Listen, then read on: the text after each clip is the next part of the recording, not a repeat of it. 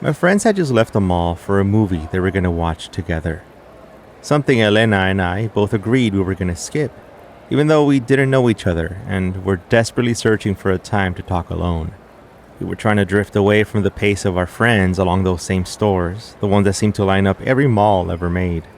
We would fall behind, match our steps, ignore each other for a bit, and then speak our first words. "Oh, I need to get some new shoes." I didn't, but wanted to sound like I had other reasons to be there with everybody, at the most boring place on earth. "Do you want to go to Kim's?" she asked.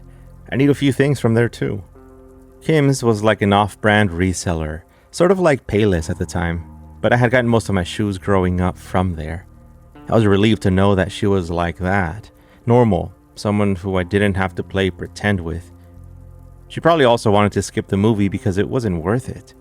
You can watch movies for free in so many other places. But for me, it was half I want to talk to her and half I don't want to pay for a movie. And it was at the food court when we started talking. Everything seemed to match. I guess during that stage, everything seemed simpler than it will be. But she wasn't afraid of saying things how they were. Almost to a level of brutal truth, both to herself and to me. It was how I knew that she was honest, down to earth and normal. Nothing about her would even hint at what we were going to go through in the coming months. We had both graduated, me with an economics degree and she got it in literature and English. We both had jobs near each other, so we quickly decided to move in together, although we hadn't told our families yet. Being together for such a short time was the main reason. Our families would flip out. But as young people do, we wanted to rush to do everything, to plan out our lives, to get the most of it. But I started noticing something was off sometime in January. We were planning on going to our family's house to give them the news before driving to my childhood home, practicing how to tell them without getting lectured on it. Part of me thought that it shouldn't be that big of a deal, we were both adults by then. Plus, I also thought that that's what was bothering her and why she would end up on her phone late at night, scrolling with the occasional loud TikTok popping up on the screen, startling me enough to wake up. As expected, she would wake up tired. Her face started drooping around her eyes and her hair stopped shining the way it used to. Of course, I was more careful with my words, although she expected absolute honesty from my behalf when it came to these kind of things. Open communication was our rule, but I struggled to finally ask if she needed to see a doctor, if the pressure of our relationship was affecting her sleep. I mustered up the courage to talk to her finally, approaching her during breakfast on a Monday, and that's when she startled me. "I've been having terrible dreams." She looked down and stayed quiet. "What about?" I asked, half expecting her to continue without me asking. "I know when I'm gonna die," she said, looking down at her coffee, no longer steaming and still unstirred, with the creamer slowly rising in strange shapes from the darkness. I couldn't think of anything to say, so I asked her when. "In March," she said. "March 2nd. "This year?" I asked, in shock of both what she was saying with such a straight face and the thought of losing who I thought was going to become an important person in my life. I don't know what I was thinking. It only felt like something that she wanted to talk about, perhaps a topic of conversation. And yet I can't help myself at thinking if I fueled this. Had I ignored this, would it have been forgotten, along with the many other ideas that Elena would have for me on a daily basis? She was an interesting person who was obviously familiar with the stories across cultures and ages. But that day, she simply nodded and quietly got up to go to the bathroom to brush her teeth. The inside of the coffee cup was completely light brown now, all on its own. When she got home from work, I asked her more about what she had told me in the morning. I had to promise her that I would take it seriously because I had been bothering her for several weeks. The thoughts of us celebrating something that wouldn't happen because of her death was a very serious and very real thing in her head. I had no choice but to ask more about it. "I've been having these dreams," she said quietly. "Dreams where I'm in bed and suddenly I can't breathe.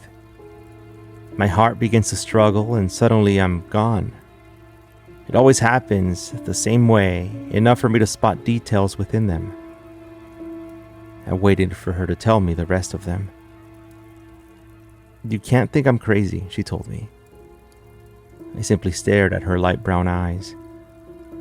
"You can't, okay?" she asked again. "All right," I said, raising my hands as I backed away and placed them on my lap, adjusting my shoulders to line up with hers on the couch. For several nights, I've had these dreams where I'm in bed and I begin to hear strange noises. There's knocks on the window, tapping on the wall. I look around, sitting up in bed, and I hear them. Voices coming closer, asking me where I want to go, and some only tell me where I'm going. They tell me not to be afraid. But of course, I panic. I begin to shake and wonder what is going to happen with me, what will happen to us, and to my family, my things.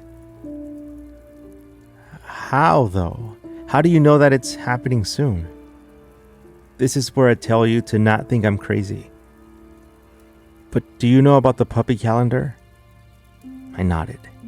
That thing she picked up when she was at one of the department stores, I think TJ Maxx, near the cash register. She loved wall calendars, those cheap ones you would get when you pick up a Chinese food order or at furniture stores, usually of beautiful views of nature, animals, or cities around the world.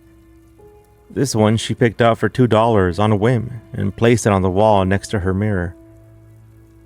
"The 2 Dalmatians," she said, her eyes filling up with water, but keeping her tone the same. "It's always set to the 2 Dalmatians. In March." "Are you going to ask me about the date?" she said, looking right into my eyes. "Yes, how do you know about the exact date?" I followed up without skipping a beat. "The moon. It's always at the edge of the light post on the right. I've searched for it. There's a day in that month when it would appear right there, right around that time. It appears right there from where I'm sleeping. March 2nd. I don't know how it worked, and frankly, I didn't care. I wanted to get her some help, to do everything I could to at least stop her from thinking about this. And we did. Elena was super smart, and I had a list of things to cross off, including researching all these theories of time and why she was being told where she was going to go. The next few weeks, we went to get a bunch of tests done. Her heart, lungs, brain, everything we could think of. She would tell the doctors that something didn't feel right, but stopped herself at that. Everything checked out just fine. She was eating the same things, maybe even healthier than me. "Elena," I asked her on the drive back from one of those appointments, "am I in the dream next to you when you die?" "No," she said. "But you're around. I'm not alone when I go." Still, I kept thinking that maybe it was all in her mind. Something about the vision she kept seeing found a way to repeat itself, but the thought of her leaving and our dreams shattering like that made this a serious matter. "How can you know if these dreams are real?" I asked, expecting to stump her with a question. She turned to look at me again. "You can't think I'm crazy." I nodded. "I've dreamt other things too," she whispered. As the days and weeks passed, I started keeping track of her dreams. Multiple ones that she would have, at least the notable ones with the reoccurring dream of the voices and her death. She witnessed a death in one of them, and it was of a red car that sped past her and ran a red light. She called me crying 2 days after that, when it happened. A mother and a daughter were crossing the street and were hit, dying on the spot. The wrong delivery dream, where a FedEx guy comes and tries to deliver a package, but it's actually for the neighbor's house. Nothing significant, but it did happen about 2 weeks after that. Her sister announcing a pregnancy, my friend getting fired from his job. Sure, those things were eerie to me, but they didn't matter. All they seemed to be able to prove was that her dream was going to come true. That she would leave me, and leave all of us. One Saturday morning, she was in the kitchen when I walked up to the counter and found her staring at the unstirred coffee again. She looked at me and said, "At 4 o'clock in the morning." And without her having to explain anything else to me, I knew she had found out the time she was leaving. And from that day on, things changed. Elena was calmer, smiling even. Whenever the topics of her death came by, she would talk about it like she had accepted it completely. I wanted her to change, although, of course, I loved seeing her this happy, but I couldn't help myself. I asked her about us taking a trip, maybe going somewhere for the rest of the month while we take time off work. To maybe try to game this crazy theory and move out, to change things, to get rid of the calendar she had on the wall, maybe talk to someone about it. I don't know, a priest or someone who would know about this stuff. I suggested sleeping pills and prayer, things I was not known for even wanting to talk about, like meditation or witch doctors. Someone, somewhere, must know about this phenomenon and might even be able to help us. "It will readjust," she said, smiling. She must have already tried this before. I noticed her moving her mirrors and adjusting the blinds, switching the position of where she slept. For a time, yes, I asked myself about who I thought I was, thinking I could get in the way. But I knew what she wanted. She didn't want anyone else to know about this in fear of them getting in the way or telling her that something was wrong with her. It was until she accepted what was going to happen when she became calmer that she began to sleep better and would wake up in a better mood. Sometime in February, around Valentine's Day, she quit her job. We started talking about finances, ideas I'd never thought I'd have to talk about with her, at least not this early in our lives. And it was March by now, and I thought of everything we had gone through in those last few months. Like our entire lives played out really quickly, and soon I found myself next to her as she was falling asleep. Now, past midnight, it was March 2nd. We talked about her staying awake, hoping that somehow those dreams were only nightmares and that we would wake up the next day. We would laugh about it, move on. We would end up with a great story to tell our children one day. But sadly, it didn't turn out like that. I woke up around 3 in the morning after twisting and turning for most of the night. She was breathing normally, and I tried to wake her up when I suddenly noticed a movement in the corner of the room. It was quick, like a tissue and the way it disappears into a vacuum cleaner by accident. And that's when it started. The knocking. It was soft at first, with taps on the window before quickly building up to full-on knocking at the front door. I started shaking Elena that morning, trying desperately to wake her up, but she wouldn't move. I got out of bed and walked over the door to the bathroom, swinging it open so violently that it slammed against the wall. The knocking at the front door became louder, and the shapes around the hallway were materializing into these strings of light, like smoke when the candles go out. They were streaming up and around the ceilings, back down and then toward me. I saw one in particular, a string swaying toward my face and neck before vanishing. Then everything went silent as I rushed back to Elena. Her body was curled on the blankets facing toward the ceiling. I turned on the lamp on the nightstand next to her. Her chest and stomach were not rising anymore. And from that moment on, they would do so no longer. The next few days were a blur. I couldn't remember going to sleep or what happened after I discovered Elena lying still on her side of the bed. I was trying to piece everything together when my mind was available. I don't remember when I requested time off work or where I placed anything around the house. But I did start to remember a few things, like memories of Elena, almost as if they were dreams. I wasn't sure who had come into my house to get rid of her things. Someone who knew how devastating finding something of hers could be to me. My parents, perhaps. Dreams of the mall, walking next to Elena among the crowded stores with the echoes of strangers around us. Everything was coming back when I slept. Or at least, when I thought I did. There was something about dreams and nightmares that I believed in ever since I was a kid. That they would somehow become real only if I could remember them when I woke up.